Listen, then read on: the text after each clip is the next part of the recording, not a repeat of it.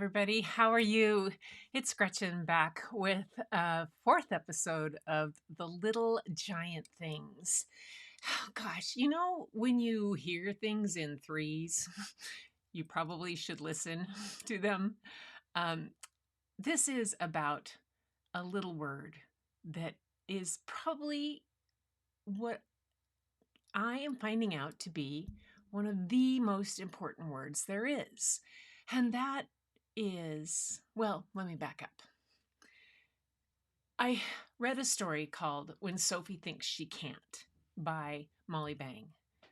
And the teacher in this book used this word when the kids thought they couldn't. Then I heard a podcast with Mel Robbins, and she talked about this word. She stuck it in there. And then I was on another one of my shows, and my friend K-Walk came in, and I mentioned the word, and she called it her favorite growth mindset word. And I was like, okay, I hear you, universe. I need to podcast on this word, the little giant things. And this in the book, When Sophie Thinks She Can't. It's about a little kid coming into school, and she doesn't believe she can do this math problem. And their group, they can't do it. And they say they can't. And the teacher says, but wait, you guys all forgot the most important word. And that word is yet. 3 little letters. Y-E-T. Yet. You can't do it yet. Whoa. I mean, I still get chills when I hear that and I think about it. Of all the things that you think you can't do, or that I've thought, oh, I don't know how. And then I add the word yet. Talk about freedom, talk about uplifting, talk about the possibilities that can opened up for me.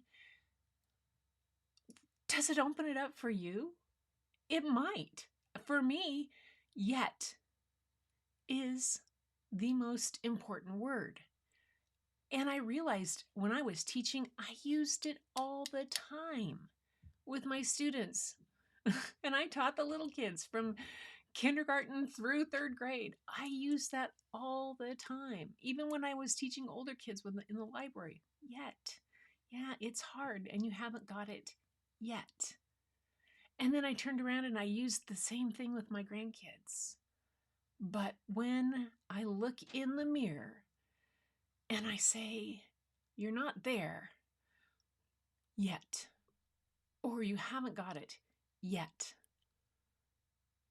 it opens up the possibility of it becoming real, of that goal I have, that thing I want to do, that thing I want to learn, really being there. Because yet is infinite. There's no end to yet. No end. So there's no timeline. There's no set cutoff that if I don't have it by this date, it's done.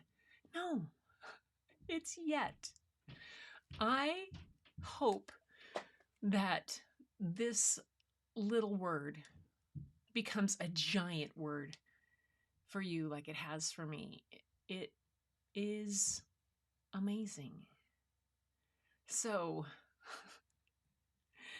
this is the end of this podcast, but I'm not done yet.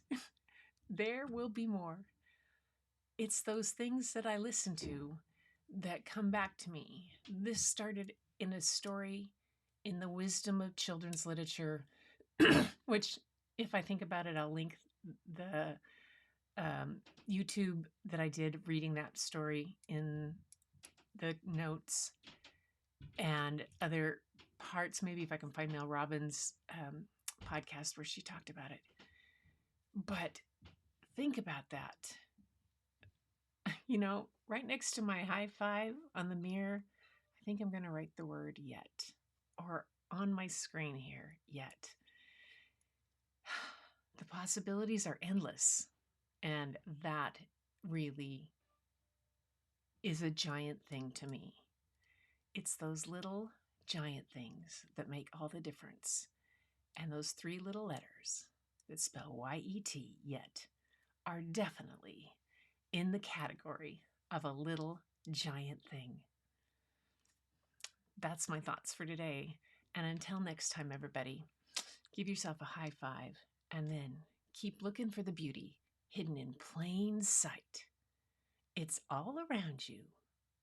But the first place you'll find it is when you go look in the mirror. And I'll see you next time.